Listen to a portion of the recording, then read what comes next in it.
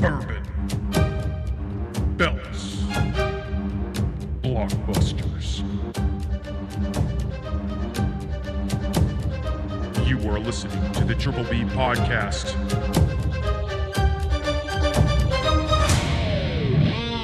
Let's fucking go. Welcome back to the Triple B Podcast, Bourbon, Belts, and Blockbusters. I'm Ryan. I'm Tim. And this is a show where we talk about, well, we drink on bourbon. We also talk about bourbon, but then we talk about wrestling and we talk about blockbusters. Hell yeah, movies, man, we shows, all of it. Yeah, man. Yeah, dude, we got a we're packed back. Week this week. We do. We got a lot to talk about. We're back with episode 32. 30. We just keep rolling I know, along, we man. just keep on rolling. Let's jump in. Let's jump right into it. We have a fantastic cocktail this week. It is the Lion's Tail cocktail. And again, we do the cocktail making and all of that in a video on TikTok, posted on our TikTok and Instagram accounts. So you guys can check that out there. But essentially what it is bourbon, allspice dram, lime juice, simple syrup, and bitters, Angostura bitters. So you add it all together in a shaker with ice. You shake the shit out of it, strain it into it called for like a coupe is what it's called. I don't own that. And we like to drink our cocktails on a nice big ice cube. So we just did it in a rocks glass over ice because that's how we prefer it. Yeah, man. To each their own. So I guess we gotta try it. We gotta get I almost into moved it. on. I almost moved on. I was just like jumping into it. Cheers, man. All right, cheers. Hell yeah.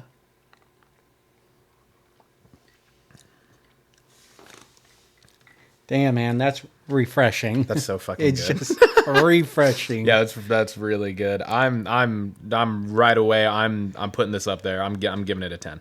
Yeah, me too. Yeah, I'm giving it a 10. Yeah, easy 10. It's just... That's like going all fucking 10 rounds with the mint julep for me. Yeah. Right now. Like that's fucking right up there. Yeah.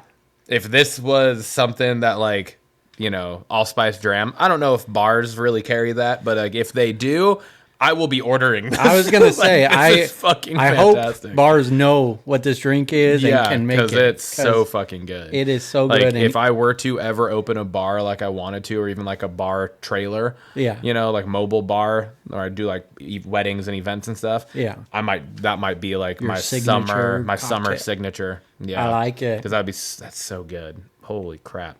You can really just... It pulls all the flavors. all like, of it. Yes, absolutely. But that allspice, allspice dram, and it's not even a lot in there. No, it's it's just not. like It's a quarter of an splash. ounce. Yeah, it's a quarter of an ounce. So literally a quarter of a shot, and it blends so fucking perfectly well with that copper still bourbon too. Because we talked last week how that bourbon has that it's really sweet, but it also has that spice kick. Yeah. And the allspice dram is literally like clove and cinnamon and like all of that with rum. So Yeah. like it all just blends together really well. It's super good. Holy cow. Super good, man. All right. You can find us on our socials, Instagram, X, YouTube, TikTok, at Triple B Pod. You can find us on Spotify, Apple, Amazon. We are the Triple B Podcast, Bourbon, Belts, and Blockbusters. And you can email us on Gmail, triplebpod619@gmail.com. Love to get social with you guys. Hell yeah. I just send us your suggestions out there. If you got a bourbon you want us to try, shoot us a comment over there. And then any wrestling topics you want us to cover or a new show or anything. Yeah, dude. Let us know, man. For sure. Hashtag let's get social. Let's get social. Let's get it trending. All right, we got our newest edition of our weekly fact check. This one's coming from none other than Tim. We got 15 things to cover on Fuck this one. me, we fucked up a little bit, huh? Not a lot of... I mean, we asked a lot of questions. So those are just more clarifications of But things? there's also some things wrong, and Okay. I don't want you to feel hurt if you feel called out on this, okay? Damn, what did I fucked up a lot then, huh? No, not a lot. All right, let's get to it. Ryan, you said 8 or 9 game scenarios needed to play out if the Seahawks had everything go right in Week 17. You were right, and there was 9. 9 was the magical number. We had 7 of the 9 go right for us last week. So even if everything went right, week 17, we still wouldn't have made it. So Yeah. I kind of like that it just didn't happen. Outside of Arizona. If Well, yeah. Arizona would have Well, won, yes. then none of that would have mattered. Yes, but, exactly. But with the other scenarios, stuff, I'm glad it just ended in week 17. I would just be even more mad having 7 of 9 happen the next week, Yes. right? Yeah. The only ones that didn't happen was Carolina went over Atlanta, and then the New York Jets went over the Dolphins. Those were the 2 that didn't go our way. So we would have needed... because we beat Atlanta, so we needed Atlanta to win, because Yeah. that's strength of victory. Yeah. Yeah. And then what was the other one you said? Giants? The Jets over the Dolphins. Jets over Dolphins. Yeah. That's right. Okay. All right, Ryan, you said the Rams were locked into the 3rd seed, but they did fall to the 4th seed with the loss to us, and the Bucks win last week. So, Which I still stand my ground about. Then why the fuck were you sitting people? Yes, no, because that makes no sense. If you have a shot to be the 3rd and play the 6th, why wouldn't you? Why would you not do that as opposed to knowing that you are setting yourself up to drop to the 4th potentially and have to play either the Lions or the Vikings? Exactly. Like, that doesn't make any sense to me. And especially now with the fact that game is no longer in LA. It's in Arizona.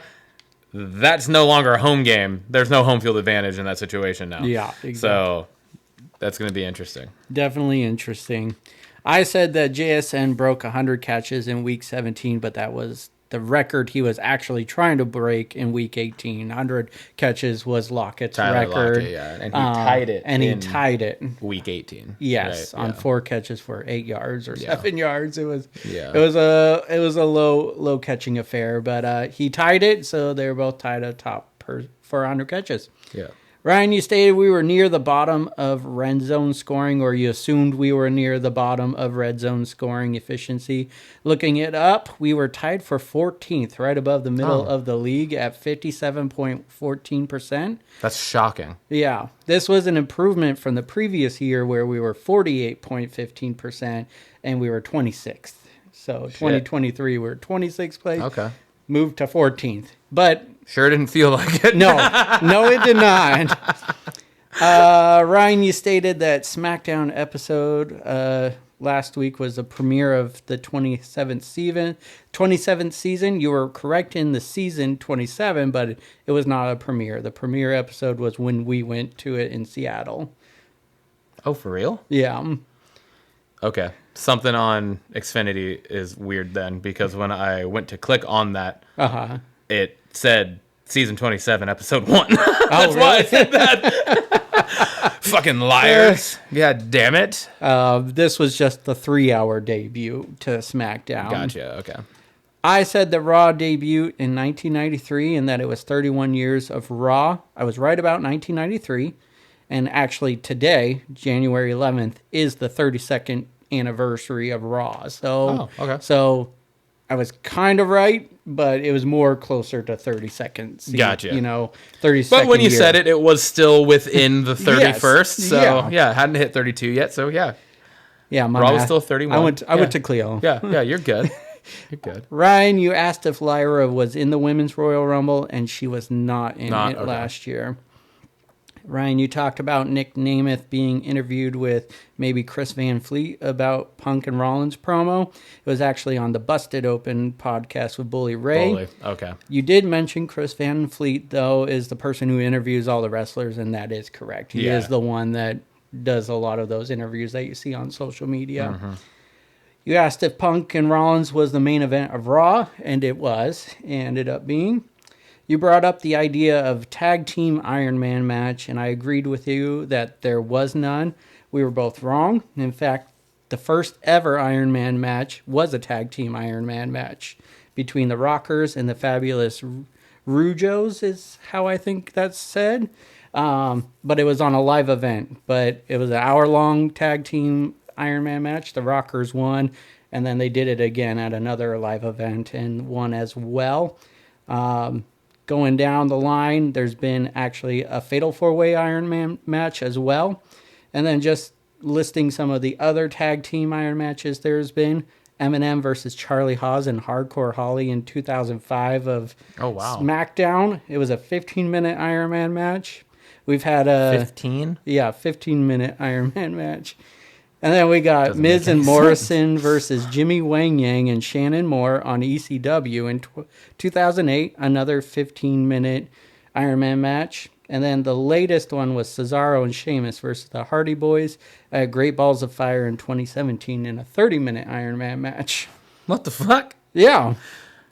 I thought... I understand why we didn't remember the other ones you mentioned, but how did we forget? How do we not remember I do the not Hardys remember it and at all. Cesaro and Sheamus? I don't remember that at all. That's fucking wild. Okay. I remember the pay-per-view. It was Samoa Joe versus Brock Lesnar for the title. So I remember the event. I don't remember that match. Yeah, I don't remember it. That's crazy. Okay. Announcers for both shows, we were not sure of who was where. Raw is Michael Cole and Pat McAfee. Yep. NXT has Vic Joseph, Booker T, and Corey Graves. And then SmackDown, it's Joe Tessitore and Wade Barrett. Yep. I don't know if Corey is permanently on NXT. I didn't catch if they said it, but he was on this last episode of NXT. Okay. We discussed themes of Raw and said "Beautiful People," but you said "Beautiful People" by Marilyn Manson, and I didn't recall that at all. But you were right. It was a theme for Raw for only a few weeks in March of 1997. Later became SmackDown theme song with the edited version. Home Improvement fun fact by you: the kids' actors go by 3 names. You were right. The one you couldn't remember was Taron Noah Smith, who played Mark Taylor. Mark. And then there was Zachary, Ty, Brian, Brad, and then JTT as Randy Taylor. Nice little fun fact there. Ryan, you said either Katie Sackhoff or Charithra Chandran was in Downton Abbey. I looked and neither were in that, but Charitha Chandran was in Bridgerton. Was that That's what you what meant? I meant. Yeah. British show. That's what I meant. I haven't watched either of them. That's the one I meant to say. Yeah. That makes more sense. I was like, this has to be the one he's talking about. Yep. Bridgerton. Okay. And then lastly, you mentioned liking movies with small cast, like minimal cast. And I was curious if there was a name for movies with only a few characters. And so I was doing some research, had to type it in Google different ways. But the one I could find, it's called minimalist movies. And just refers to movies with small cast or movies with a minimal settings changes. So yeah, cool. Interesting. Those were my fact checks for last week. Awesome. Yeah. Not too bad. Not too bad. A lot of it was clarification, but a couple things that we were wrong about there. Again, it's just been fun reading more about what the things that we're talking about and correcting ourselves and making sure we're getting the right info out for it. Yeah, exactly. For sure. All right, well, that brings us to our final talking points for this segment, and that is football. Hell yeah, man. Wrapping up the Seahawks season, we finished the season 10-7 with the away win over the Rams. We won 30-25 in the season finale there, which ended up, based with the fact checking, we knocked the Rams down to the 4 seed. Yeah. Which, if that can turn out Monday night, that Minnesota just fucking steamrolls LA, that is just going to be totally worth the anger over the Cardinals losing that game. Yeah. 100% worth it. If we were able to, put a little bit of a final little fuck you in there to them. So last thing before we jump into that next part that I didn't put on here, but with that win, that put the Seahawks finishing the season at 7-1 on the road this year. Yeah, I saw that. That's insane. 7-1 on the road. The only game we lost, I believe, was Detroit. Yeah. On the road. Yep. So, and that was a fucking game. Mm-hmm. Like, we ended up losing by 13, but it was like we put up. But we put up fucking 516 yards of offense or something like that, and like 38 first downs or something. Like, we fucking balled out. It's just Detroit's fucking balling out too. They're a damn good team. So it was a good game. It was a one loss we had against the number 1 seed in the NFC and potentially Super Bowl team. So not not too shabby there. Yeah. One of the things I just want to bring up here was just kind of wrapping up the season again is final thoughts. What do you got? Things that like coming out of, because last week we were talking about kind of like what do we want to see, right? And for that final game, what do we want to see? Like we know we're eliminated. What do we want to see them do in this final game to go out on a high note? So just final thoughts on that game and or also the season as a whole. What do you think? I mean, obviously it was a successful season. 10 wins. We were one of our 15 teams were 10-7, and we were the only ones to not make the playoffs. So that was good. Last week it was just like a little nerve-wracking that we were struggling against the second seeders, the third stringers for the Rams. And the offense was moving pretty good. It was our defense just kind of playing lax at days ago, and I did want to see a big, strong outing by them. Yeah. They did have some good things really in the game for sure. Couple picks. Yeah. Leonard Williams QB still. pressures. I want to say he got at least one, if not two more sacks in that game. Yeah, he ended up with 11 on the season. Yeah, which he was the first Seahawks I think the first Seahawks defensive player to get double-digit sacks in a while. Since Frank Clark is, if I remember. Since Frank Clark, which would have been probably in like 2015, somewhere in there. 2015, yeah. Maybe even one of the Super Bowl seasons. Yeah. Like that could have been it too. So yeah, it's wild. Yeah. So final thoughts on the season, or the off season, I guess, is just we need to attack the offensive line and just shore that up. We need to put some effort into it, like good effort, and obviously you have this update here, but Grubb got relieved of his duties and just get someone seasoned in the position that we can keep on our team for a while.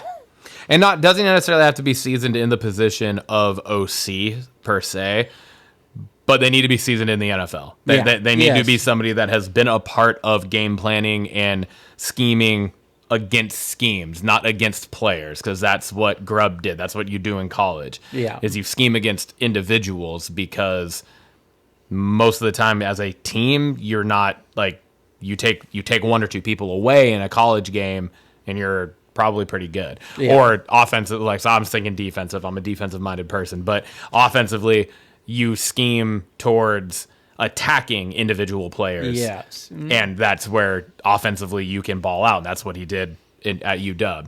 And it just didn't work out. And he couldn't figure out how to make that change in the league. Mm-hmm. So yeah, we just need somebody that has been in a position to be able to scheme and game plan and understands and has watched a shit ton of film on NFL teams and like understands just the intricacies of that gap between college and pros. Yeah. So, yeah. Anything else for you? No, final thoughts or anything? I'm good. Yeah, I had similar. It was I think it was relatively disappointing to see how the defense kind of go out the way that they did, even though there were a lot of bright spots in that game. But as a whole, as a unit, definitely one of the dips in the latter half of the year. It was still fucking just great, regardless of who the fuck it was against, just to fucking beat LA. Yeah. At home, especially in that position. Like, okay, you guys want to play your fucking backups? Fuck you. We're knocking you to the 4th seed then. I loved that. Yeah. And at that point, I think it was a done deal because the both Tampa and LA had already played. Yeah. So it was like, if you lose, you're the 4th. If you win, you're the 3, and we beat them. So exactly, that was cool. Yeah, I think it's going to be an interesting offseason. I think we're going to see. I mean, we already saw the biggest domino fall, which was what I had been predicting was probably going to be the case. I did not necessarily expect it to happen on Black Monday. Yeah, I didn't. The day after that. the game, I didn't necessarily see that coming. But I had been saying for a long time now that I will not be shocked if Grubb's a one and done. And then as the season was continuing, I was like, right now Grubb needs to be a one and done. Yeah, he had one or two actually decent games. Yeah. From start to finish, game planning and calling it and everything. So yeah, so I wasn't shocked by that at all. I think I'm excited about that. Hopefully we can go out and get somebody that knows what they're doing in the NFL. Yeah. And can Grubb get picked up somewhere else as probably not an OC, but as like a passing game coordinator or run game coordinator, something like that. Yeah. Position coach or something, and then work his way up and learn more and be good. Yeah, probably. I wouldn't be surprised at all. But it's just like you can't. It's one of those situations where you can't just give somebody like, oh, he needs a couple years to transit. We don't have a couple years. Yeah. We got talent on our team that's aging, and we got talent on our team right now that are in their that are in their prime, and you got to fucking jump on the opportunity to take advantage of that, right? Yeah. So, 100% agree. personnel wise, we might be looking at some changes. I don't know. It'll be interesting to see what happens with Geno and DK and Tyler Lockett. With like just between the three of them, they have a ton of cap space wrapped up. Cap hits next year, fucking pretty big. I don't know. There's a handful of defensive players too that I won't be surprised if they get released. Draymond Green, Nwosu, Rayshon Jenkins, just to name a couple. So it'll be interesting to see. Definitely going to be keeping tabs on it all. Hope we lock up Ernest Jones though. Oh yeah, yeah. That needs to fucking happen. That should be an automatic like. He needs to be on the team. Yes. If you let him walk, you're going to look just as fucking stupid as Sean McVay does. Yeah. For letting him walk. Yeah. So, or not walk. I guess he was traded, but regardless, still exactly. That's even worse. Almost, you voluntarily sent him out the door, and he's one of the best linebackers in the NFL right now. So. Hell yeah, man. All right. Well, we will no longer be talking about the Seahawks for a while, outside of any crazy things that happen in the offseason that we want to keep track of. But that brings us to the playoffs. I've put on here predictions. Like we can go through each game and just kind of give our thoughts on who we think will end up winning it. We don't got to spend a lot of time on it. But that starts with one game is already finished, and it was the Chargers versus Texans earlier today. The game started like 1:30. Houston destroyed the Chargers 32-12, beat them by 20. The game that I actually thought the Chargers were going to win. I thought so too. Because they've been playing really well, and they just did not play well in this game. The first half was close. I was like, this is what I thought was going to happen, and then it quickly... Yeah, I mean, it was 6-0. Chargers were up 6-0 for a long time. Mm-hmm. But why am I forgetting the quarterback's name? CJ Stroud or Justin Herbert? Justin Herbert, thank you. He threw 4 picks, at least one of which was not his fault. Went right off of Disley. And I feel like I heard the announcer saying something earlier in the game, like something similar had happened. Like maybe 2 of them went off Disley and were picks. I'm not sure. But because I didn't watch the full game. But he threw 4 picks. One was his fault, and that one got returned for a touchdown. Yeah. And that wasn't even the dagger, but it might as well have been. It put them down 2 or 3 scores, and they were not playing well enough to be able to battle back. Their defense was playing decent, but when your offense keeps giving the ball back, the other team's going to eventually run away with it, and they did. So currently on right now, the last I checked, which it actually might be over at this point, but right before we started recording, it was like 10 minutes left in the fourth, and the Ravens were up 28-14 over the Steelers. Yeah. So that one I think was a little bit more expected. Baltimore is fucking just running right now, dude. They're rolling. They got defensively, they're solid. Offensively, they're fucking Lamar Jackson and Derrick Henry are just fucking lethal combo. And then we have fucking what is it, Zay Flowers or whatever. They didn't have him. He's not even playing. So which is even crazier. It's like one of their biggest weapons on offense, and he's out, and they're still fucking just running it. So the last I saw, Derrick Henry was at 155 yards with 2 touchdowns. Just insane. Jesus Christ. Just insane. Yeah, so that one sounds like Baltimore's probably either did win or is going to win that game, barring some kind of crazy comeback by the Steelers. First game tomorrow morning at 10 a.m., we got Denver at Buffalo. Going Buffalo. I'm going Buffalo too. I think it's going to be a close game. I hope it's going to be a good game. I think it will be. Because both the first 2 playoff games so far have been essentially blowouts. So hopefully Denver-Buffalo will be a close game, but I think Buffalo takes it. Yeah. I want to see Buffalo get the chance to actually beat KC in the fucking playoffs. Yeah. Because if it's gonna happen any year, I think this could be the year it happens. And I really want that for them. But regardless of who they have to beat, I hope Buffalo makes it to the fucking Super Bowl. The coach deserves it. Is that McDermott? Yeah, McDermott. And then, I mean, fucking Allen. Josh Allen's a fucking beast. And he's just a good dude, too. Like, you watch interviews with him. I've seen a lot of shit about him doing, like, like Russell Wilson type stuff when he was with Seattle, with the children's hospitals and stuff. Yeah. Like, he's done a lot of things. Goes and, like, he designs his cleats with kids. Oh, that's which so is cool. super cool. And then he wears them in that, like, in the games and stuff. That's so, like, awesome. he just seems like a really good dude. I'm just rooting for him. Yeah, man. I agree with that. So, yeah, I'm going Buffalo for sure. The next game is the afternoon game tomorrow. It's at 1:30. It is Green Bay at Philly. And I got to go Philly. I'm going with Philly as well. Yeah, I got to go. Saquon, dog. Let's go. I really like what they did with their team this year, and they didn't skip a beat. Like, they moved pieces in and out, and they still just steamroll over the NFC. So yeah, I think it would be a really fucking awesome championship weekend to have it be Baltimore, Buffalo, Detroit, Philly. Yeah, like it would just be like those four teams. I think are the teams that should be there and deserve to be there, and I would be so excited about those two games, to watch both those games. So yeah, I'm definitely going Philly. Saquon, man, to put the fucking year up that he's had. So damn, good, dude. So good. The primetime game, Sunday Night Football game tomorrow is the Commanders at Tampa. I'm going Washington. I was going Washington. Yeah. I'm hoping it is Washington. I'm a fan of Jaden Daniels. He is fucking balled out. He's taking control of that offense as a rookie. Like, Dan Quinn quickly switched everything around. Yes, it hurts my heart just slightly.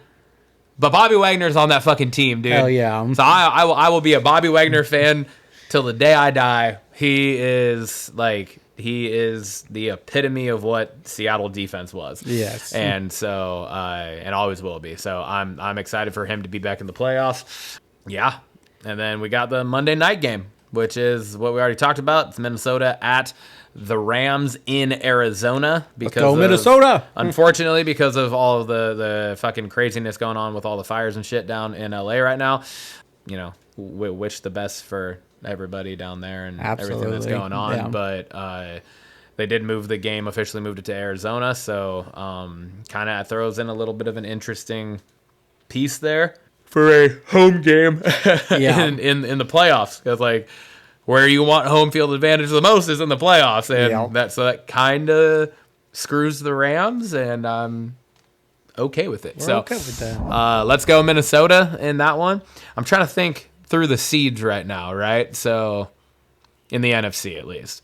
So it's Detroit, Philly, Tampa, LA, yep. Minnesota, Green Bay, Washington, right? Yeah. No, I think Green Bay is the 7th seed. Oh yeah, you're right. Yeah. That's right. Washington is the 6 because they're playing the 3. They're playing Tampa. Yeah. So Green Bay is the 7. So if what we said plays out, Philly wins, they're the 2. Yep. If Washington wins, so it would be Washington at Philly, Minnesota at Detroit. All right? No, Washington at Detroit, Minnesota at Philly. Yeah. Perfect. Yeah. We could get that championship game that we were hoping for. Yep. And then what about the AFC? Buffalo's 2, Baltimore's 3, so we could get that too, right? I think so. Because then that would put Houston going to. Oh no! Fuck. That would put the divisional round because Houston's the lowest seed, so Houston would go to KC. Oh yeah. Fuck. So we can't get that. That can't happen. It's impossible. Damn. That would have been dope. Well, that's a bummer. Well, we don't know. Pittsburgh could have beat Baltimore. Well, we still can't get that championship game. That was what I was saying. Like, there's no way for the 2 and the 3. I don't really think. That's right. Them to ever play in the championship game. Yeah, I think. Right, because there's always going to be a seed lower than them that makes the divisional round, which will play the number 1. Yeah. So the 2 and 3 will always play each other. Yeah. In the true. In the division if they both win the wild card. So, anyways, that's our predictions. We both said Baltimore, Buffalo, Philly, Washington, and Minnesota. We're on the same page all the way down the list. So let's see how it goes. It's going to be a fun weekend. I love wild card weekend. I know. I love just playoffs. So it's should be good.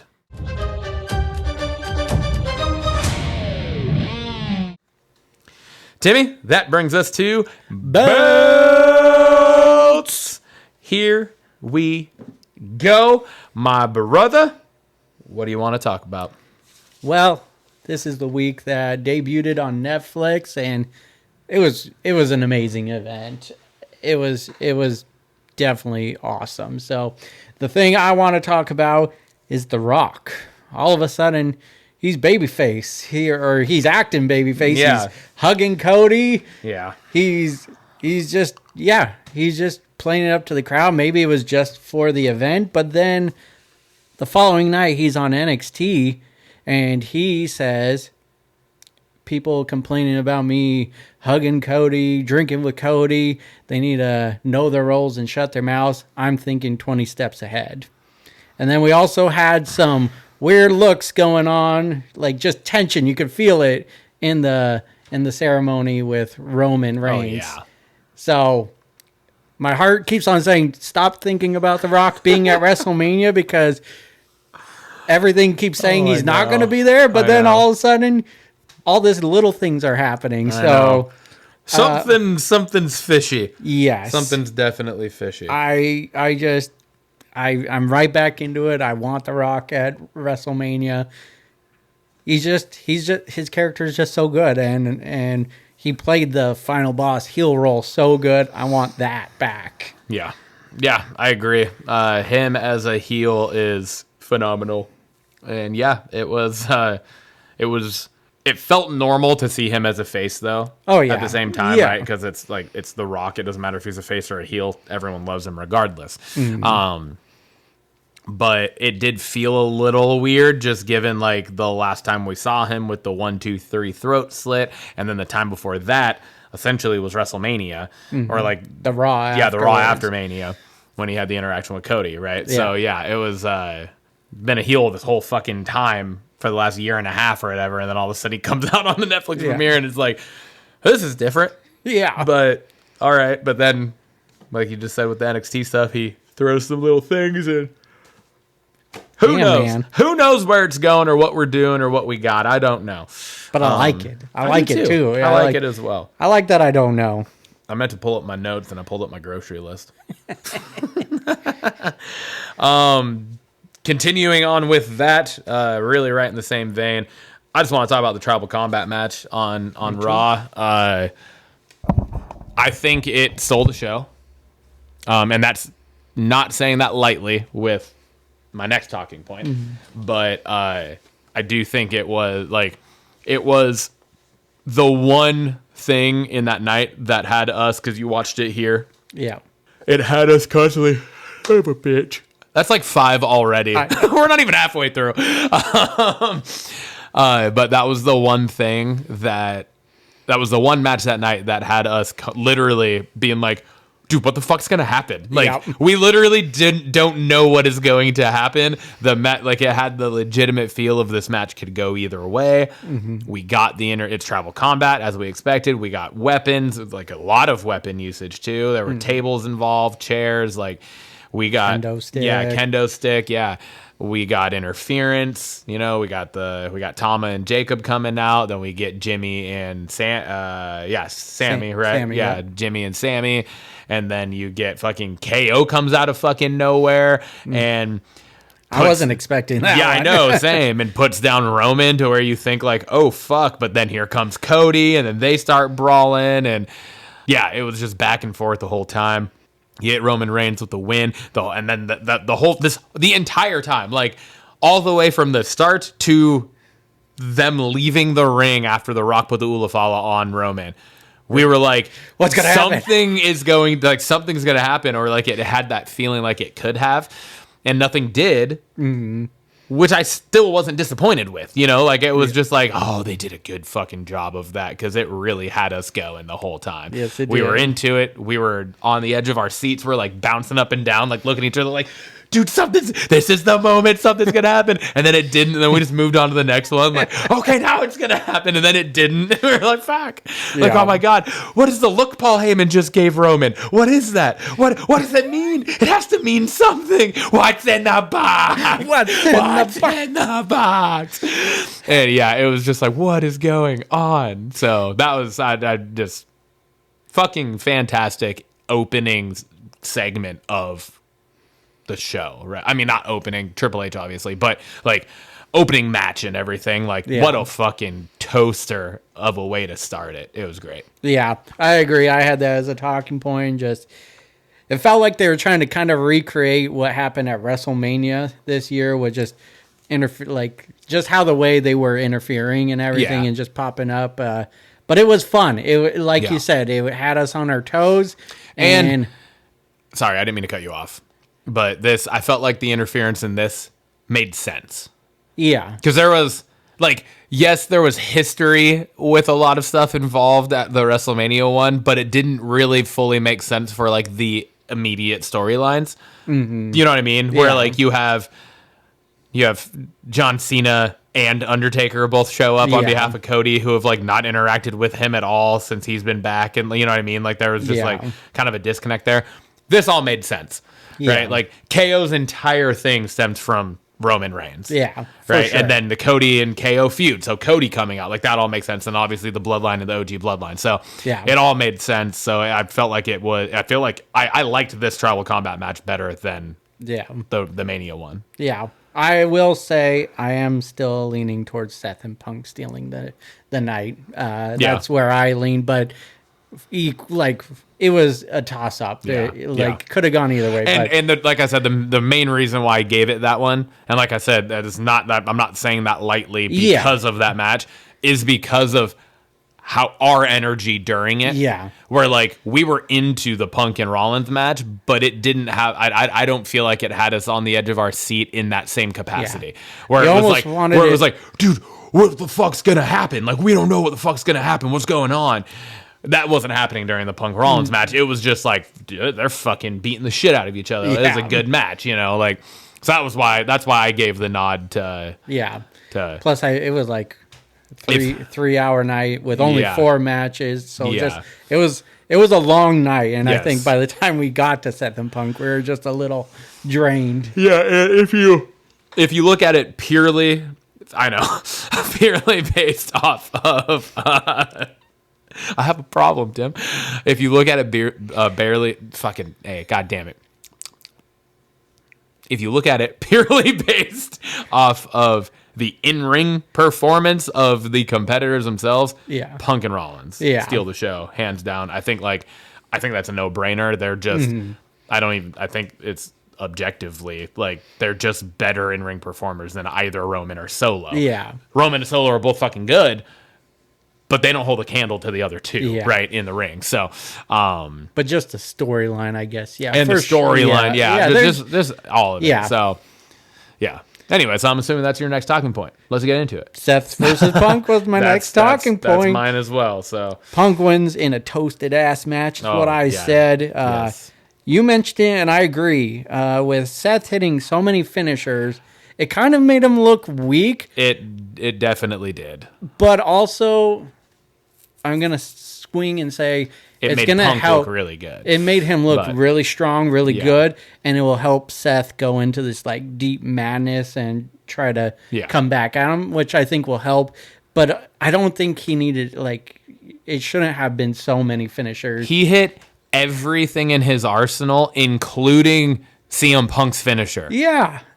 Like, and multiple times of some of the moves. Yeah, and back to back. Like, he hit the pedigree. He hit the pedigree on the announce table, immediately threw him in the ring and him with another one, and then immediately pinned him too. It wasn't like it was like hit it and then there was like just the slow cover. Like, it was, he hit it, rolled him over, rolled him up, and then Punk still kicked out at 2 7/8. Right? Like, which was awesome. It was fun to see that, because I don't feel like we see that sort of interaction in matches anymore. Yeah.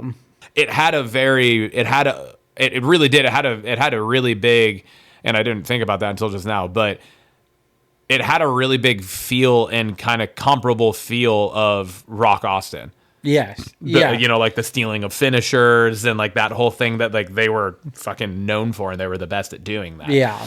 And then doing the fucking multi-finisher type thing, and then cover, and then the 1, 2, and then they still fucking kick out. And it's just like, what the fuck? Yeah. And that's what this match definitely felt like. So yeah. I think technically this has been CM Punk's best match back, just technically speaking. But like his best match, I think, is the Hell in the Cell still. Yeah. But this was just like from a wrestling standpoint, just it was so good. No stipulation, like it was just them putting on a fucking toasted match, like you said, and it's the GTSs from both of them to each other were fucking vicious. brutal, dude. CM Punk straight caught his knee, like, yeah. And he said in the post thing, he said, "I have guilt now for hitting. I might have to change my finisher because I've been hitting that for years on people, and I've never taken one until tonight." And yeah, that sucked. I think from what I read is like he told the ref to go check on Rollins after he pinned him because he's like, I knocked him. Yeah, he was like, I just fucked him up because he checked on him during the cover. Yeah, I was gonna say, like, I don't know if you saw that, but like he hit it and then he rolled up and he turned his head towards the face. Yeah, and he was like, "Are you okay? Hey, buddy. Are you alive still? I know I've completely disconnected with your fucking face." But yeah, you could tell that match, just with the story behind it, and just great to deliver that. And we know there's got to be more to it. So yeah, there has to be. I'm ready for it.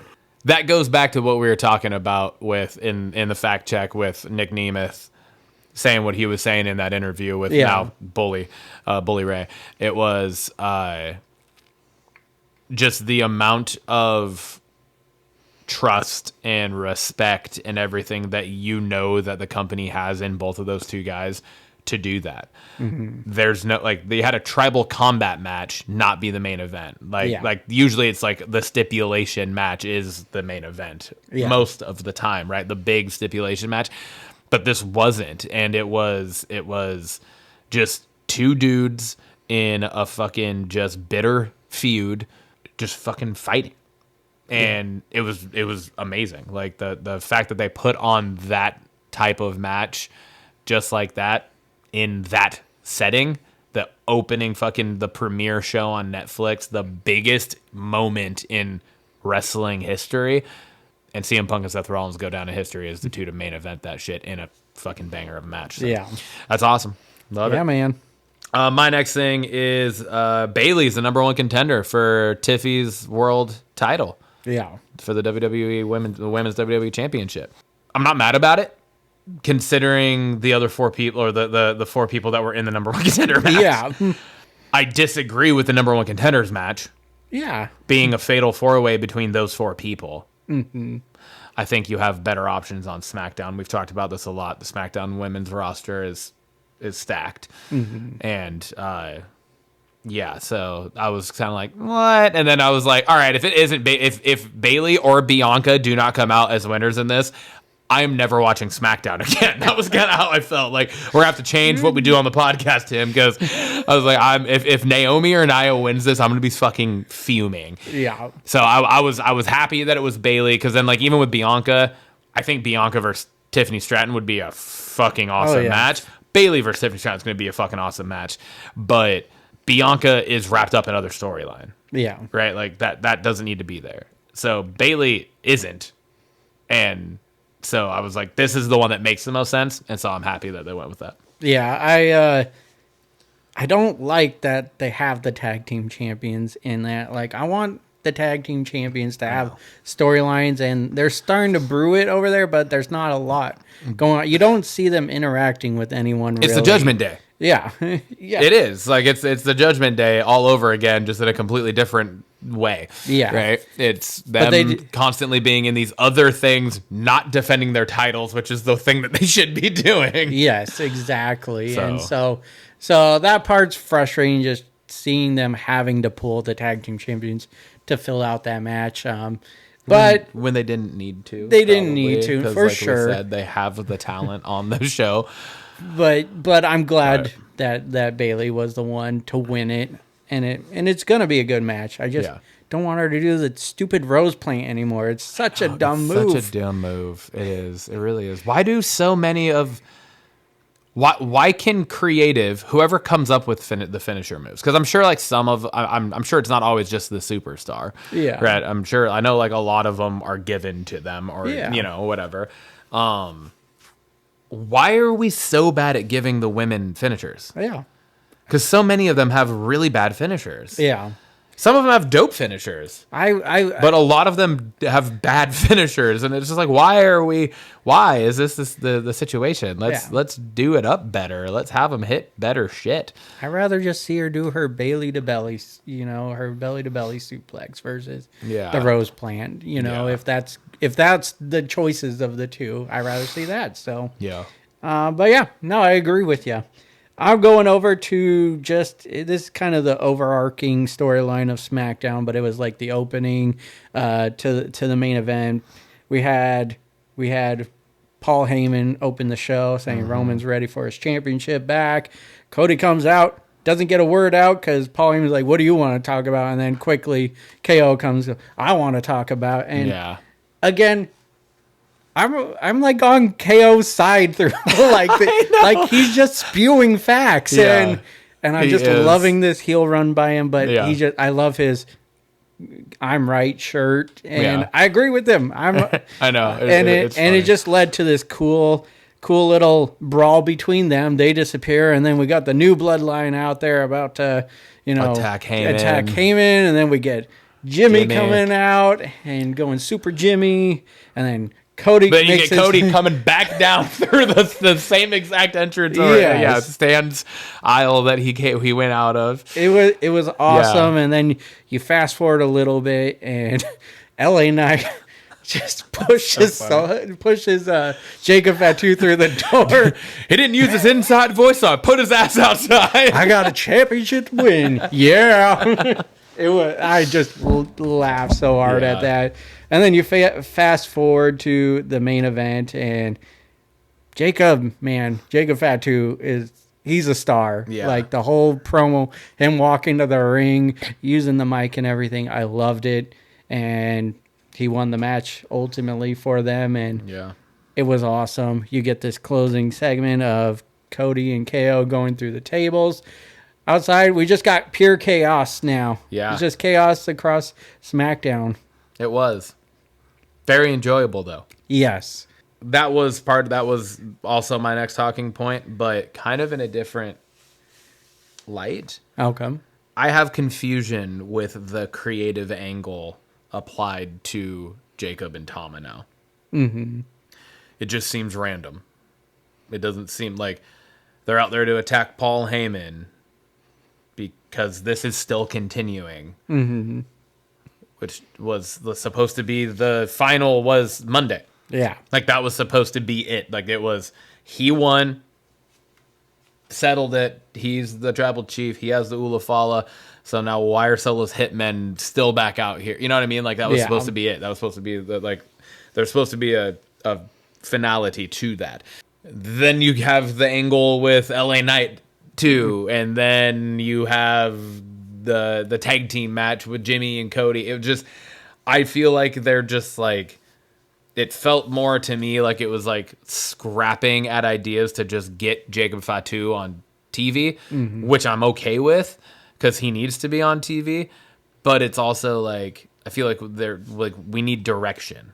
There needs to be direction. And if it's just going to be Tama and Jacob are now just a tag team for a foreseeable future, and they're not, that has nothing to do with Solo or whatever, and like that the new bloodline is disbanded and it's just these two, kind of like the New Age Outlaws, right? And DX and that whole thing. Like it was like they're part of the faction, but then they're also their own 2-person unit. I'm good with that, but then let's put them into the fucking tag team mix on SmackDown. Yeah, instead of like just still attacking random people and like just that whole thing. Like I just don't, because then they came out and cost LA Knight the match, right? And it was just like they're plugged into so many different things and situations throughout the night that I was just kind of like, okay, I don't understand exactly what to expect or Yeah. out of I'll it. say maybe that it was trying to sell the point of we're running without our leader. Like, we're used to, going to Solo for direction, and Yeah. Solo's not on the show. He's not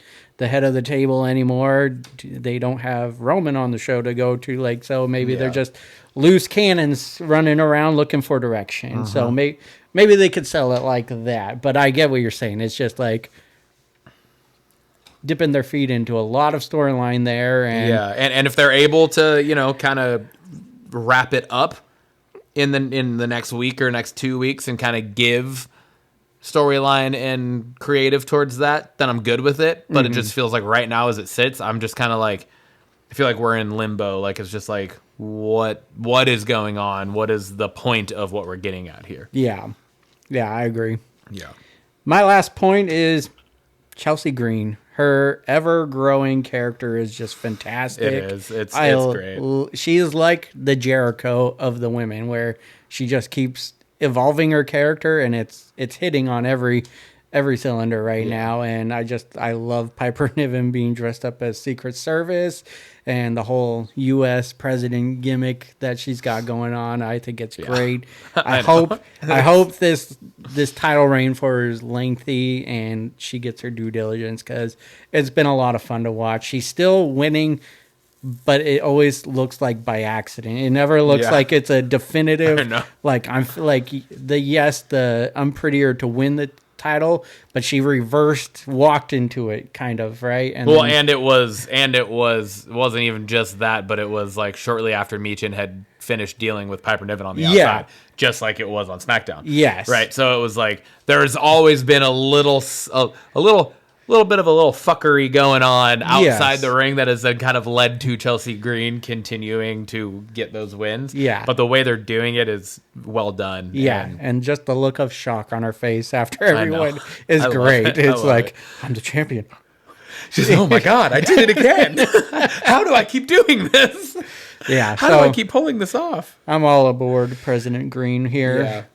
Last thing I had was, and this is really just kind of I don't necessarily know that it was a bad thing, but it was just something I kind of took note of. I wrote that 3 men's regular tag team matches on a single show is a lot. Mm-hmm.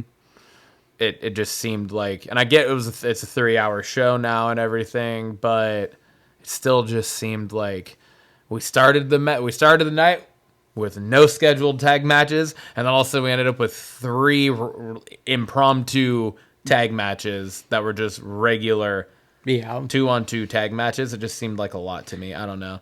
I like the two official tag team. Yeah. I don't like the throw together a tag team for the main event. Like, it's always If go-to. If anything, you could have fucking made it a 6-man. Yeah. And had Shinsuke and the Bloodline against LA Knight and Cody. Yeah. And you could have changed it up a little bit instead of Yeah. it just being a basic, But I don't know. It's always their go-to, and I'm not a big fan of that. Yeah, When it's just and that's like I think that's why it kind of like they were all solid. Yeah. Like the Motor City Machine Guns in A-Town Down Under was fucking awesome. So good. It was such a good match, and the Los Garza against Pretty Deadly was good too. I'm excited for the Los Garza versus Motor City Yeah, that's Machine gonna be a Gun fucking match. good match. But it was just like, I don't know. It was just and like I said, I don't know that it's bad. I don't know that the good, bad, whatever. It just seemed odd to me. Yeah. Kind of rubbed me the wrong way, slightly, I guess. I don't know. It's just the fallout from having such a big Raw show, I Yeah. think, and yeah, I think it's But just, then again, like that's like, look at last week's SmackDown. yeah, Last week's SmackDown was so fucking good. So yeah. then you followed up with this, and I don't It's know. hard to write 52 weeks. Triple H said that. I know. And you agreed with him.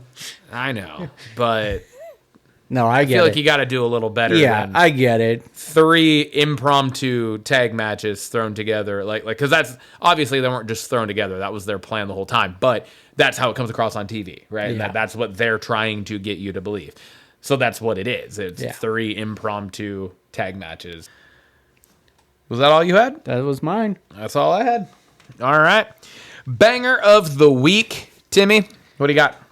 I'm going NXT New Year's Evil. It was Oh, okay. front to back an amazing show. Julia and Roxanne tore the house down in the opening match. Trick Willie and Obafemi and Eddie Thorpe closed the show. It just star-studded show. It was good. They were probably showing off because Triple H and Nick Khan were in the crowd. We got The Rock on the show. So it was a stacked show. Front to back, amazing. Yeah. Love it. All right. If you haven't watched it, go back to it. I haven't. You got to go watch it. Watch it. I will Do try. it. I will try to. Do it. I promise you. I will Do try. it. This show will make you want to keep watching it over and over. Okay, Timmy. All right, I'm done. I'm off my pedestal. What do you got? My banger of the week is what I'm going back to it again. It was a treble combat match. Yeah. Again, just like the energy that we both had. It was to start the show, to start the first ever Raw on Netflix, and like I said, just the energy that we had during it. I just felt like it was a kind of energy that we just haven't had sitting through a live show in a long time, to where we legitimately were like, dude, this could fucking go either way, and we kept being like, it's gonna happen, what's gonna happen, it's gonna happen, Definitely what's felt gonna like happen? it was like the high school days of watching it again. It was just like, yes. like we were just fucking so into it. So Yeah. that's my banger of the week. It was fucking awesome. I really enjoyed it. Yeah, man.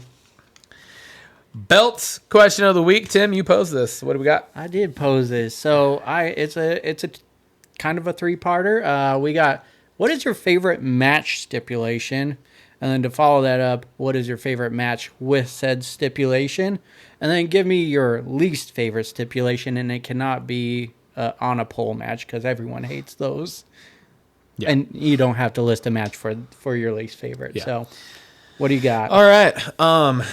Favorite stipulation, I went TLC. Okay. Favorite match, any of the triple threat TLC matches with the Hardys, Christian, and Edge, and the Dudleys, but specifically the spear off of the fucking while Jeff was hanging. Oh, at WrestleMania 17. Because that's not like I've seen them like interviews and stuff that they've talked about with that move and everything.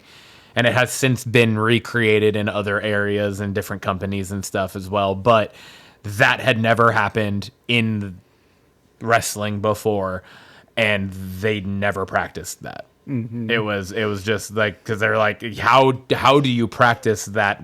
Like, and like I remember like watching an interview with Edge talking about like when Jeff said do this, he was like, are you fucking crazy? Like, I'm gonna kill you. And he's like, just do it, man. And they just did it, and fucking Both of them like hit so hard, dude. And just the way that it happened too, just like Bubba pulls the ladder back, Jeff swings back and then swings towards him. Edge jumps off the other ladder, fucking spears him. It was picture perfect. Perfect. The way and then hit. the landing was fucking picture perfect too, because like they both landed hard, but they landed very real looking. Yes. And then the way Edge fucking just like comes up on his knees and then falls over, it was just beautiful. Yeah. So I think that's easily, and I've brought it up multiple times on here. Like I just love the triple threat match. It gets the three best weapons involved. Yeah. And it's just, I don't know. There's just something about it. Oh, it's man. probably nostalgia, honestly, with what we used to get. We were spoiled in that regard. But, For sure. Yeah. What about you?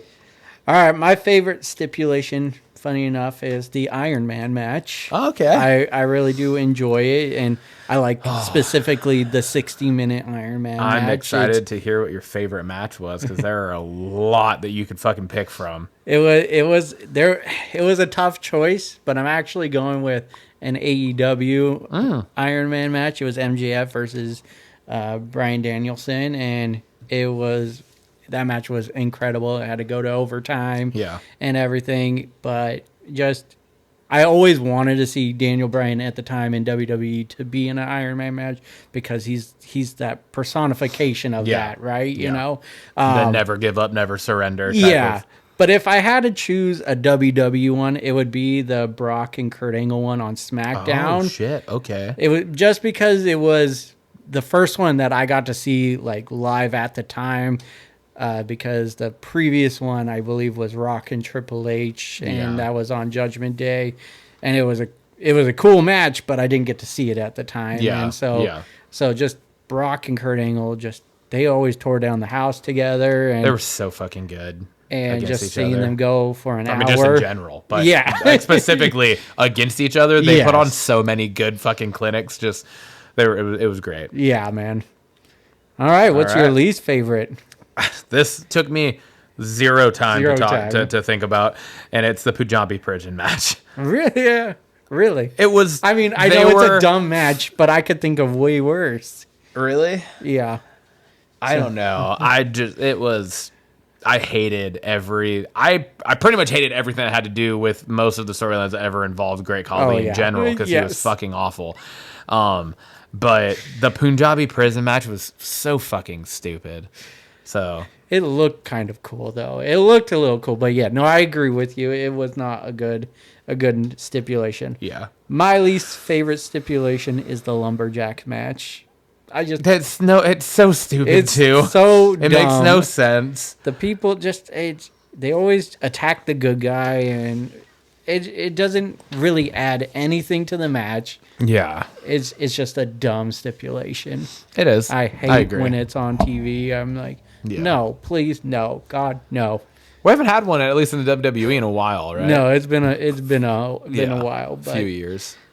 please but- don't bring it back. Yeah, Please. please don't. Same with the Punjabi prison match. Leave that where the fuck it is. Don't ever bring that one back either.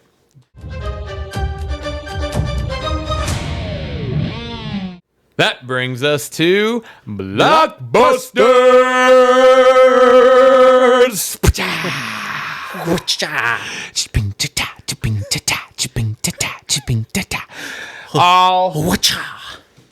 Alrighty then.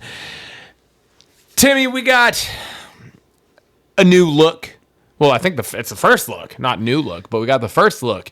The first actual trailer for The Last of Us Season 2 dropped. It was a killer trailer too. Oh, dude. Or teaser. Yeah, it got me pumped. Absolutely stoked for this. I loved Season 1. It was amazing. One of the best video game adaptations into live action, I would argue. It was so good. And so I'm really excited for this. The synopsis for the second season is 5 years after the events of the first season, Joel and Ellie are drawn into conflict with each other and a world even more dangerous and unpredictable than the one they left behind. The cast returns Pedro Pascal as Joel. Excuse me.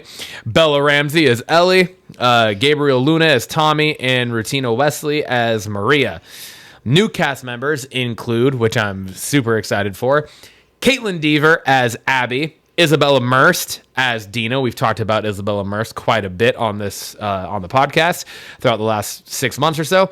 Young Mazzino as Jesse, Ariella Bear as Mel, Tati Gabrielle as Nora, Spencer Lord as Owen, Danny Ramirez as Manny, and Jeffrey Wright as Isaac Dixon. And Catherine O'Hara will also guest star. Oh, Yeah, nice. which is super exciting. That is exciting. All around, like that whole, like the whole, there's a handful of those names that I don't know, but I mean, Danny Ramirez, Jeffrey Wright, Catherine O'Hara, Isabella Merst, Caitlin Dever, they all are joining the cast. Like, Yeah. whoo! You know who Caitlin Dever is off the top of your head? No, I don't. Did you ever watch Last Man Standing with Tim Allen? Oh yeah. It was his youngest daughter, the one that like is kind of the more tomboy one that goes to like Okay. it like is like going into the military type thing. Yeah. It's her, yeah. So I'm really excited for that. And this will be not an exact release date yet, but we have a release window, and it's sometime this April. Yep. So Hell yeah, man. The fucking trailer looked the awesome. trailer looked good. The first season was amazing, like you said. It was great. And so really excited. Put this on what I'm excited for in 2025 last week. Yep. And so I'm pumped. I love Yeah. I love trailers, that was man. that was actually one of the first things I thought of when I saw the trailer came out for this. I was like, you literally just fucking mentioned this like last week. They're listening. I put it out into the universe. They're listening to our podcast. They said, "Oh, they like that. We better put the trailer out." Do it. Yeah. All right. Next up, we have a new show called The Studio that will be on Apple TV. The The trailer for this looks great. And the synopsis for it is, in the studio, Seth Rogen stars as the newly appointed head of a movie studio, Continental Studios. Desperate for the approval of celebrities, he and his team of executives at Continental Studios must juggle corporate demands with creative ambitions as they try to keep movies alive and relevant. The cast, another jam-packed fucking cast. Yes. The cast stars Seth Rogen, Catherine O'Hara again, Catherine Hahn, Ike Barinholtz, Bryan Cranston, and then we'll also guest star Zac Efron, Charlize Theron, Anthony Mackie, Zoe Kravitz, Martin Scorsese, and others. Yeah. There will be even more that guest star on it. I have an assumption. I don't know if this is true or not. I have an assumption that some of those people will just be playing themselves, because the whole idea of the show is it's a movie studio trying to keep movies alive. So I'm assuming that some of those guest stars will be playing just themselves, which is I think that's always fun to see in those situations. And this is a kind of comedy drama-ish type show. Yeah. And this releases in March of this year, March 26th. So yeah, Coming right up. I'm a big fan of Seth Rogen. I'm excited, but I really like what piqued my intrigue of this was seeing Catherine O'Hara and Catherine Hahn. I'm a big fan of theirs, and Bryan Cranston. Yeah, yes, Right? Like, exactly. all around, man. It's just a really exciting show. And what Apple Plus has been putting out has Oh been my really Lord. great stuff. So Fuck, dude. So there's already, like, the shows that I have watched. The one that I just finished, I caught up on, or finished Shrinking. That what's currently out, at least. Fucking amazing, fantastic suggestion. Thank you. The show Invasion. Okay. Did you ever see that I one haven't on Apple watched Plus? that yet. It's really good too. I really like it. It's like an alien invasion show. It's really good. I think it's awesome.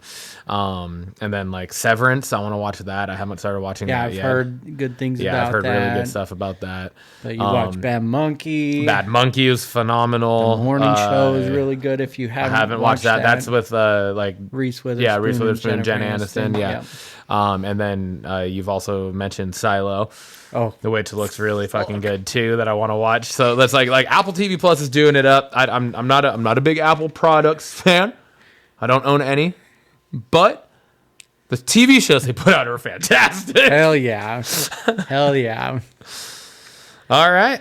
All right, that brings us to Heart Eyes. The synopsis of this is, for the past several years, the Heart Eyes killer has wreaked havoc on Valentine's Day by stalking and murdering romantic couples. This Valentine's Day, no couple is safe. The cast has Mason Gooding, Olivia Holt, Devin Siwa, and Jordana Brewster. And the release date for that is February 7th, 2025, right in time for Valentine's Day. Hell yeah. The producers of Scream. It has Mason Gooding from Scream. Yeah. We got Final Destination Devin Siwa in there. Yeah. We got Jordana Brewster from Fast and the Furious. So it looks stacked, and the trailer is taking place in Seattle. So yeah. That's at first, like, when I saw the first glimpse, I was like, is that the Space Needle? And then they did the other, like, kind of pan over more at night, and I was like, that's definitely the Space Needle and the Ferris wheel. I was like, this is in fucking Seattle. I was like, what the fuck? I was like, hell yeah. That's awesome. I love slasher movies, and especially, like, they've been doing a lot more, like, holiday themed ones lately. Like, Thanksgiving was really good with Patrick Dempsey in it. This one is right around the Valentine's Day, and I'm ready for it. Like I said, I just love a good slasher. The trailer had some, like, some throwback music. I love what they've been doing with trailers, is just throwing in music and, like, redoing it up to fit the trailer. It's been really good. So really excited for this one. There are a couple, like, cool kill shots in the trailer too. Like you're just like, oh, whoa! I'm thinking the hole through the mouth. Yeah. Like, I was like, oh shit, that was cool. So yeah, I'm excited for this too. And I thought Mason Gooding was one of the best parts of the newer Scream movies. So I'm excited to see him in this. It was same. As soon as because I didn't know who was in it, I didn't read anything about it before I watched the trailer. I just clicked on the trailer to watch it, and I was like, hey, I was like, no wonder Tim wanted to watch this. I know you're obviously Scream's your favorite. So, yeah, dude, this looks awesome. I'm stoked for it. in the Lost Land. So I put this on here, directed by Paul W.S. Anderson and based on a George R.R. Martin short story. The story centers on a queen who's desperate to fulfill her love, makes a daring play.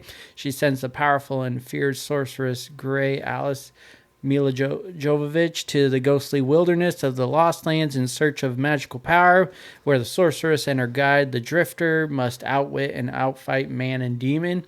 The cast is Mila Jovovich and Dave Bautista. This comes out also in February at the end of the month, 28th of 2025. Like the director of Resident Evil, it kind of gives that vibes from the trailer. For sure. And Mila Jovovich is in there as well, which she starred in. But it also kind of gives me like 300 vibes, the way it was filmed and some of the scenes were playing in the trailer. It looks pretty cool. There are also a couple shots in the trailer that kind of made me think of the Book of Eli. Oh yeah. Like when Batista's under the bridge and then like the people are coming at him type thing, and it was kind of in the shadows like that reminded me of that. And then like some of the costume stuff reminds me of oh god damn it, why am I forgetting the name of the fucking show? It's awesome. It just came out, one season so far. It's based on a video game. They're all like underneath the world in bunkers because of what's going on. Fallout.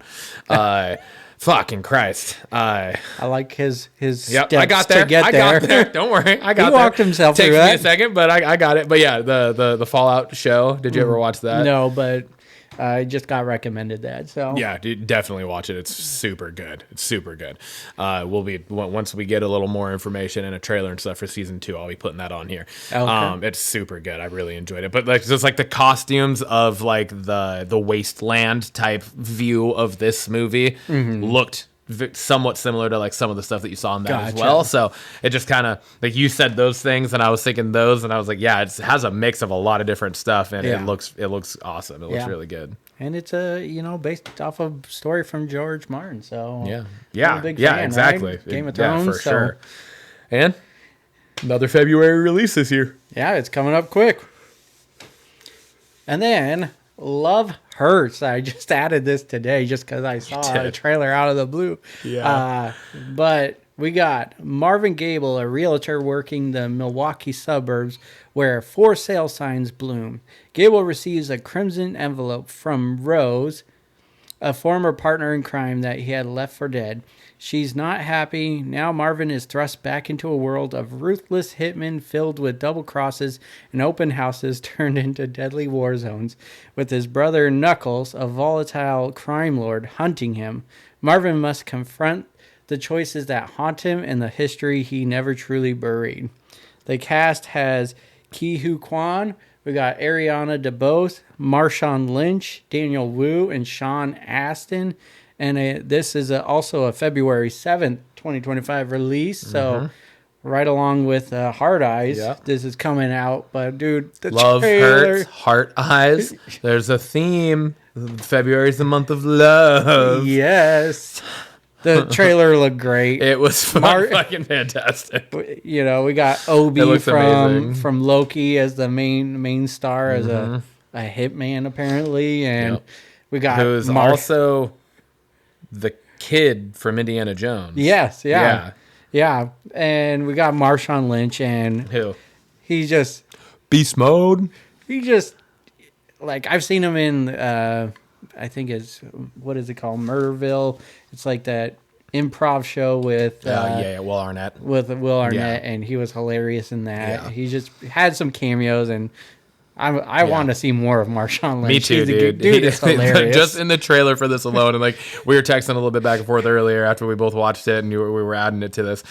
You said that you hope he's in it for more than just like what the trailer shows. Yeah. And absolutely, I hope he is too, because he was fucking hilarious just in the small trailer, that the 2-minute trailer or whatever it was that we got, had me fucking rolling. Like just when he like throws the thing at the gun and like pins his arm to the fence, and then he's jumping the fence, and just what he says. Yeah. So, it was just fucking hilarious. God, yeah, Looks so good. It looks really good. It kind of just looks like chaos, kind of like what was it, Fight or Flight that we covered. Yeah. It just has that kind of feel to it, and I'm here for that. Yeah, no, I think all around it looks awesome, and I love seeing. Is it Ke Huy Quan? Is that? Yeah, Ke Huy Quan. Okay. I love seeing him like in a lead role now. That he kind of had like a little bit of a comeback with Loki and everything, and been in a couple other things recently. But I feel like he wasn't really in much for a long time. Yeah, and so it's just fucking awesome to see him in this. And I love he's like a real estate agent or whatever, and then all of a sudden he really is like a secret fucking assassin ninja guy or whatever the fuck. Like, turned out to be a badass. So yeah, it looks great. I'm excited for it too. All right. This week's special segment, we have Toasted or Trash, as we have been doing on the second episode of the month for the last few months. Again, Toasted or Trash is me and Tim both give each other a movie to watch, and then we each watch that movie respectively, and we talk about it on the show, and then we try to guess whether or not we both thought that each other thought the movie we gave them was toasted or trash or not, and we say what we thought it was as well. And then we also, I think we started either with the last time we did it or the time before, we talked about the critic scores and then kind of just comparing it to what we thought too. So first and foremost, we'll start with the one I gave you. So I gave you, well, actually, I guess let's preface this first. Tim sent me a movie first, and he said, in honor of 2025 being John Cena's farewell tour in professional wrestling, we both ended up giving each other John Cena movies. Yeah. And had you seen Vacation Friends before? No, these were both first watches for me. Okay. I had seen Vacation Friends before, and that's why I gave it to you, because I didn't know if you had or not. But I had not seen Freelance, so that was the first watch for me as well. So I gave Tim Vacation Friends. The synopsis for Vacation Friends is, in this raw and raunchy comedy, straight-laced Marcus and Emily... Sorry, I just confused myself on how I was reading there for a second. Are befriended by wild, thrill-seeking partiers, Ron and Kyla, at a resort in Mexico. Living in the moment, the usually level-headed couple lets loose to enjoy a week of uninhibited fun and debauchery with their new vacation friends. Months after their walk on the wild side, Marcus and Emily are horrified when Ron and Kyla show up uninvited at their wedding, creating chaos and proving that what happens on vacation doesn't necessarily stay on vacation. The cast includes obviously John Cena, Meredith Hagnar, and Lil Rel Howery. It was released in 2021, and the Rotten Tomatoes scores are 58% critic score and a 55% fan score. Tim, what'd you think? All right, what did I think of Vacation Friends? Dude, it was a hilarious movie, just from the get-go to the end of the movie. I thoroughly enjoyed this one. I had it on my watch list, and I don't know why I didn't watch it. But I'm actually surprised that you hadn't seen it yet. Yeah. When I gave it to you, I was like, I'm sure he's already seen that one, because like, just for what it is, I just figured you had already seen it. But I'm happy you had it. So yeah, I think this is right up John Cena's lane. Like, this is what I like him in, and is these kind of movies. It was fucking hilarious. I found myself laughing out loud just over and over again. I think that you thought this movie was toasted. Absolutely. Yeah, I did. I love this movie. There's a second one. I did see that. Yeah, there's a number 2, so definitely watch that too, because the second one's fucking awesome also. Okay. I really liked it. And Lindsay really liked it as well. We both really enjoyed both the movies. I 100% agree. This is like, I'm happy John Cena was in, and I could be wrong, this will have to be a fact check, but I want to give credit to John Cena finding more of his comedic ways from Trainwreck. I don't know if he was in much before, but that's the first time I remember really seeing John Cena in like a actually funny role in a movie. and it was very short. It was multiple times throughout the movie, but it was a cameo type appearances.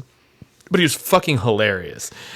And so, like, I'm happy that he, like, found this, because this is 100% his fucking His lane. alley. Yeah, Yeah. absolutely. It's The one it's like the action comedy type things, Yeah. are perfect for him. So Yeah. he's really good in those. The one I recall just seeing his full out comedy was Blockers. Yeah, and I want to say, because that's the other one. That's like Yeah, the other but one I that comes to think my mind as well. Trainwreck But I came think out. Trainwreck came out before Yeah. Blockers did. But And- yeah, this was just hilarious. Just really funny. Agreed. Yeah, it was fucking awesome. All right, so 58% critic score, 55% fan score. I mean, that's right around a 50, like 6.5-ish average. So, I mean, what do you... Dude, I would give this like an 80, I know. 85. I Like, know, same. I really enjoyed this. Now, we don't, obviously, we're not critiquing, or we're not critics. We're not obviously like looking at it through the same lens. So I'm sure if we were, we might see a little more closely. But I mean, I'm just in it for the experience.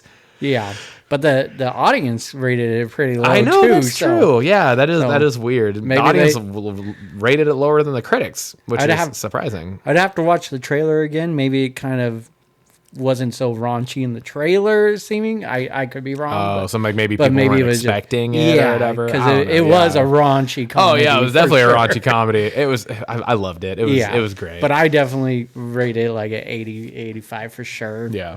All right, man. Well, I chose for you Freelance. Synopsis: Ex-Special Forces operative Mason Pettis is stuck in a dead-end desk job when he reluctantly takes on a freelance gig to provide private security for a washed-up journalist, Claire Wellington. As she interviews the ruthless but impeccable dressed dictator Juan Venegas, when a military coup breaks out just as she's about to get the scoop of a lifetime, the unlikely trio must figure out how to survive the jungle and each other in order to make it out alive. Cast as John Cena, Allison Brie, Christian Slater. It was released in 2023. The Rotten Tomato scores for this was 11%, and then a fan score of 77%, respectively. So, Ryan, what did you think of this? I actually really enjoyed this movie. There were definitely like moments to it and parts of it where I was kind of like, eh. And at first when the movie first started, I was like, oh no. I was like, oh, it's just a 2023 Marine. You know, like that's kind of how I was like thinking at first, but then you got a little more into it and I was like, okay, no, this is like up to date John Cena. Like this was an action comedy, right? Like I don't know if it would have actually classified as that, but it was definitely funny. Yeah, it is classified as action. It is comedy. classified as that. Okay, like I wasn't sure, but I was like, that's definitely what I would classify it as because like it was definitely funny throughout the entire thing. I really enjoyed it. One of my favorite moments was kind of under the radar throughout it, but was when he shoots the helicopter down and he's like, tell me you got that. Because she's filming. And then he looks back and is like, oh shit, run.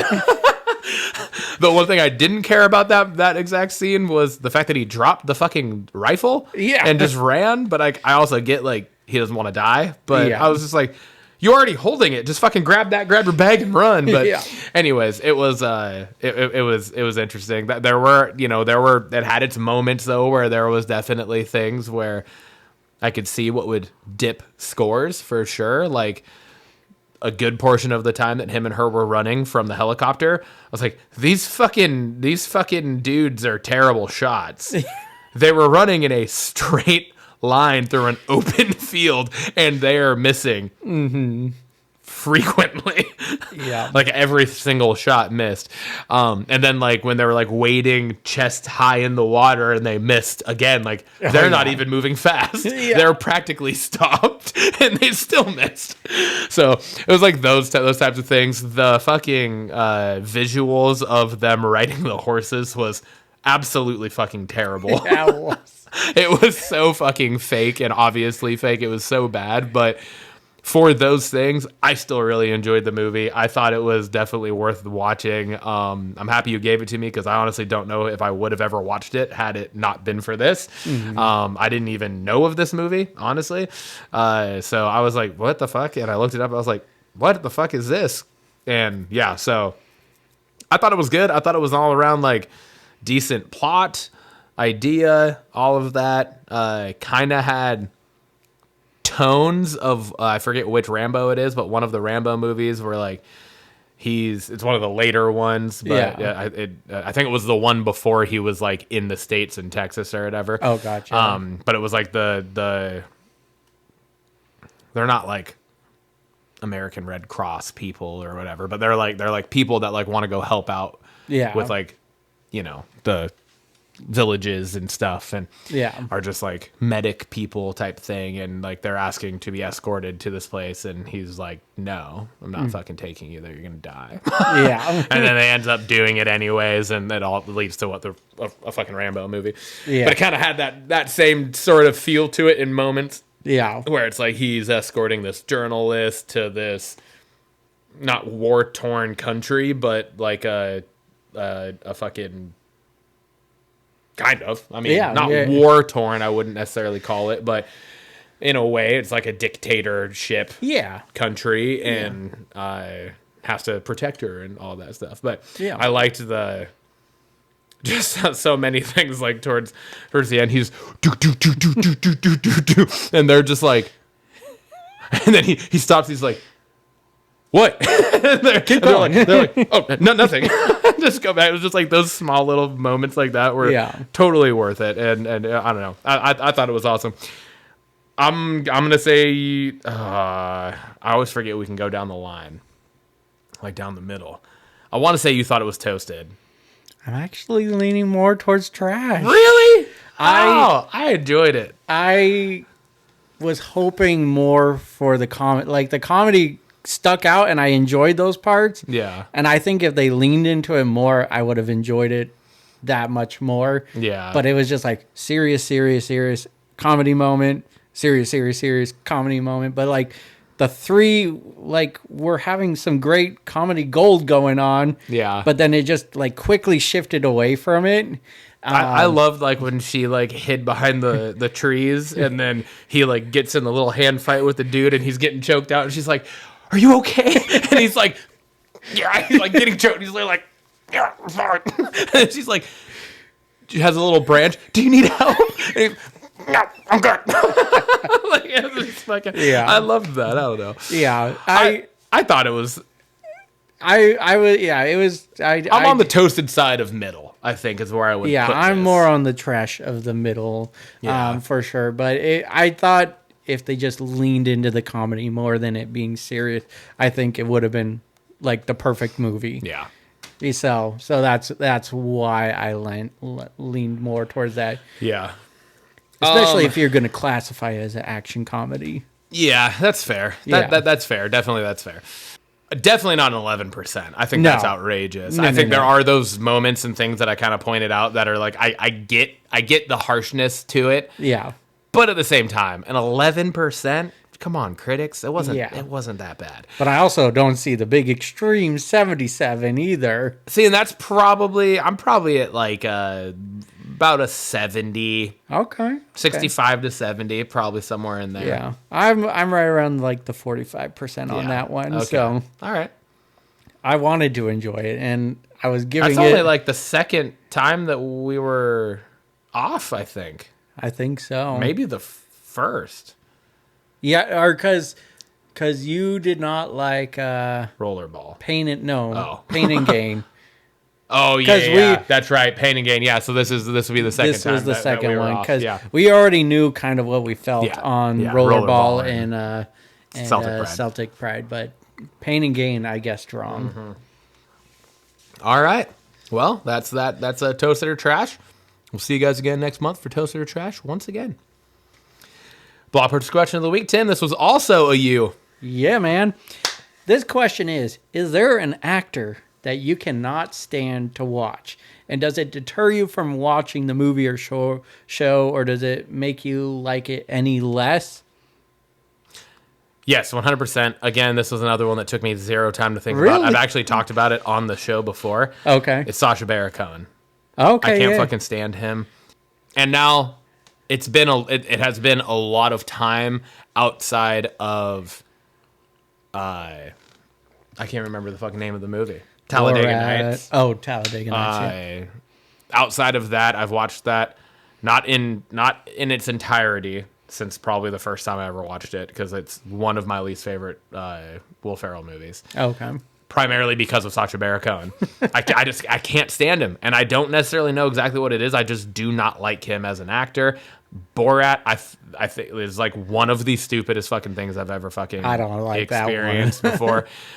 And yeah, so but what if he's Mephisto? I was gonna say there are a few things, and I've talked about this on the show before, that I think could win me over, and I do think he would be fucking perfect in the role of Mephisto. Gotcha. So that's one of the things where, like, I'm not ignorant to it, I'm not blind to it. It's not just like I blindly hate the dude.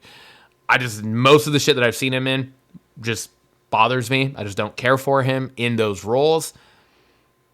But if he's in the right thing, like anybody, I obviously I'm not just gonna not watch. And if it's a Marvel thing, I'm not just gonna not watch it because somebody's in it, right? Yeah. Like that would be idiotic. So, but I do think he could be perfect in the role of Mephisto. And there was another one where it's like the Trial of the Chicago 7 or something like that. I think he was in that I haven't watched yet. But there was one that was along that line where it's like a courtroom type show or movie or whatever, and that I had contemplated watching even with him in it, because he's not playing like a weird character or anything. But so far there's, I'd have to look at like his IMDb to actually look to see if there's anything he's been in that I've watched that I've actually enjoyed. Gotcha. Like there's nothing off the top of my head. Yeah. So yeah, he has always been my go-to. That I'm just like, can't fucking do it. Yeah. So yeah, what about you? There was not like a main star that I could think of that I don't like that much that will keep me from watching. But there is one. This was the first actor that came to mind, and every time, because he appears in a lot of TV shows, and he's always like a side character, so it doesn't completely take me out of it. But it's Rob Hubel. He's Tevin in I Love You, Man. He's the co-worker that's showing him Paul Rudd all the like videos on. You're a horror Peter. Yeah. That guy? No, not that guy. He's like, let me know if you want me to take this this listing off your hands. He works for the realty company. He plays AJ in The Office. He's the one that dates Michael's girlfriend. I forget her name off the top of my head right now too. But yeah, I love that show, and I know, can't think of her name. I know. But yeah, that actor, he like plays the same like douchey kind of guy in everything he's in, and I just don't like him. If there was a movie where he was the main star, I'm not gonna watch it. Yeah. I don't see myself wanting to watch it. I was just going to Google him, but the second you said AJ from The Office, I'm like, I know exactly who you're talking about. That's exactly who I was picturing from I Love You, Man. So, yeah, I could definitely see that. I don't think he bothers me to the point of where it like takes me out of stuff, because I don't think I've really paid much attention to him.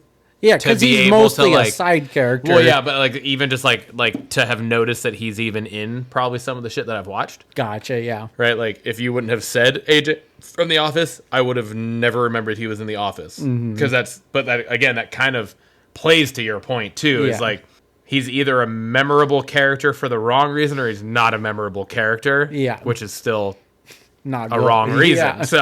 So all right. Yeah. So that was mine. Thought it was a fun question. So yeah, I like that one. We haven't hit on a whole lot of negative stuff. Yeah, we don't hit the negative stuff. So boo, boo those people. All right, man, brother. Episode 32. Episode 32 in my Netflix era.